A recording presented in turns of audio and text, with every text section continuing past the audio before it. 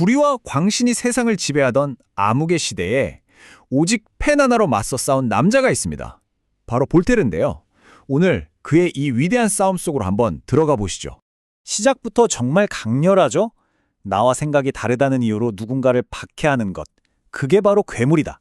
볼테르의 이 한마디가 오늘 우리가 나눌 이야기, 즉 맹목적인 믿음과 불관용에 대한 저항의 핵심을 정확히 꿰뚫고 있습니다. 자, 그럼 먼저 볼테르가 그토록 맞서 싸워야 했던 세상은 대체 어떤 모습이었을까요? 그가 평생 추악한 것이라고 불렀던 저 불관용의 세계로 들어가 보겠습니다. 그러니까 16세기부터 18세기까지 수세기에 걸쳐서 프랑스는 말 그대로 끝없는 종교 폭력의 소용돌이에 휩싸여 있었어요. 정말 길고도 끔찍한 비극의 역사였죠. 최대 7만 명. 이 숫자가 믿어지시나요? 이게 단 하나의 사건으로 희생된 사람들의 숫자입니다.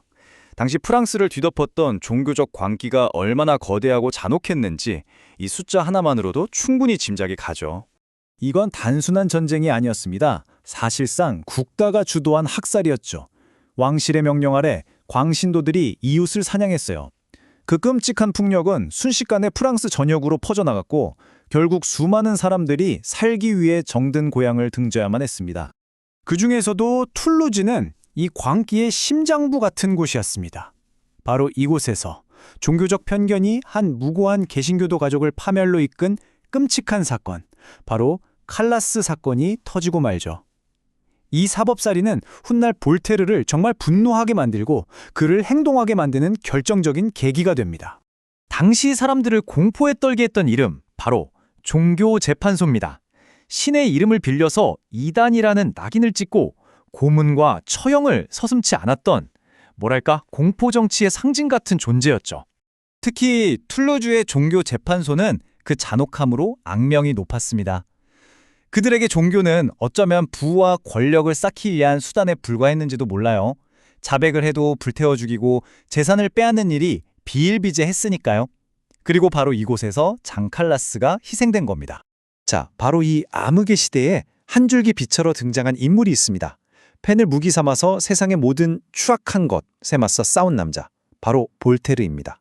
볼테르는 그냥 책상에 앉아있는 철학자가 아니었습니다.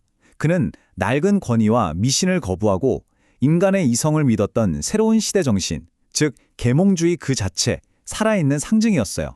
그의 날카로운 저항 정신은 그냥 만들어진 게 아닙니다. 날카로운 풍자 때문에 악명 높은 바스티유 감옥에 갇히고 귀족에게 모욕을 당한 뒤에는 영국으로 추방까지 당했죠. 하지만 이런 억압 속에서 그의 반골 기질은 오히려 더 단단해졌습니다. 특히 자유로운 영국에서의 경험은 그의 눈을 완전히 뜨게 한 결정적 계기였고요. 그리고 마침내 그의 외침이 터져 나옵니다. 추악한 것을 분쇄하라. 이 한마디는 그의 삶 전체를 관통하는 전투 함성이자 가장 강력한 좌우명이 되었습니다. 그렇다면 그가 분쇄하려 했던 추악한 것은 정확히 무엇이었을까요? 그건 단순히 특정 종교나 단체를 넘어서는 개념이었습니다. 인간을 억압하는 모든 종류의 광신, 불관용, 미신, 그러니까 칼라스 사건 같은 비극을 낳는 이 무지하고 잔인한 시스템 그 자체를 겨냥한 것이었죠. 자, 그렇다면 볼테르는 이 거대한 권력에 맞서서 어떻게 싸웠을까요? 그의 가장 강력한 무기는 바로 말과 글이었습니다. 펜과 재치로 폭정에 맞선 그의 전쟁을 한번 자세히 살펴보겠습니다. 볼테르는 정말 영리한 싸움꾼이었습니다. 한 가지 무기만 쓰지 않았어요. 때로는 날카로운 풍자가 담긴 희곡으로, 때로는 심오한 철학 에세이로, 또 때로는 흥미진진한 역사 이야기로 대중의 마음을 사로잡았죠. 특히 칼라스 사건의 억울한 진실을 알리기 위해서 정말 수많은 글을 썼습니다. 물론 이런 위험한 글을 쓰는 데는 엄청난 대가가 따랐습니다. 그는 감시와 처벌을 피하기 위해서 거의 스파이처럼 움직여야 했어요. 스위스 같은 해외에서 몰래 책을 찍어내고 랄프 박사 같은 가명을 썼고요. 문제가 생기면 그거 제가 쓴 거 아닌데요? 라며 능청스럽게 발뺌하기도 했습니다. 하지만 이런 노력에도 불구하고 그의 싸움은 결코 쉽지 않았습니다. 그의 책들은 길거리에서 공개적으로 불태워졌고 그는 평생 체포될지도 모른다는 위협에 시달려야 했어요. 결국 고국을 떠나서 긴 망명 생활을 감수해야만 했죠. 진실을 말하는 대가는 이토록 혹독했습니다. 그렇다면 볼테르가 목숨 걸고 뿌린 이 생각의 씨앗은 과연 어떤 열매를 맺었을까요? 이제 그의 철학이 어떻게 세상을 뒤흔든 거대한 혁명의 불꽃으로 타올랐는지 그 과정을 따라가 보겠습니다. 바로 프랑스 혁명의 정신이 집약된 인권선언입니다. 여기 담긴 자유, 평등, 종교와 언론의 자유 같은 핵심 가치들 어디서 많이 들어본 것 같지 않으세요? 놀랍도록 볼테르가 평생 외쳤던 주장과 닮아 있습니다. 그의 사상이 혁명의 심장부로 그대로 스며든 거죠. 7, 8, 9년 베르사유 책 속에만 갇혀있던 사상은 마침내 거리로 터져 나왔습니다. 굶주림과 분노에 찬 여성들의 이 행진은 한 철학자의 생각이 어떻게 세상을 바꾸는 진짜 힘이 되는지를 생생하게 보여주는 장면입니다. 이건 그냥 시위가 아니었어요. 무기를 든 수천 명의 여성들이 빵을 달라 외치면서 궁전으로 향했습니다. 그리고 그들의 용기 있는 행동은 결국 왕을 굴복시키고 인권선언에 승인하게 만들었죠.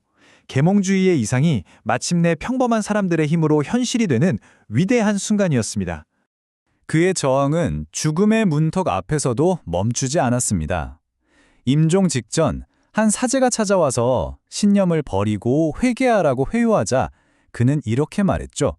나를 평화롭게 죽게 내버려 두시오. 정말 마지막 순간까지 자기 자신으로 남았던 겁니다.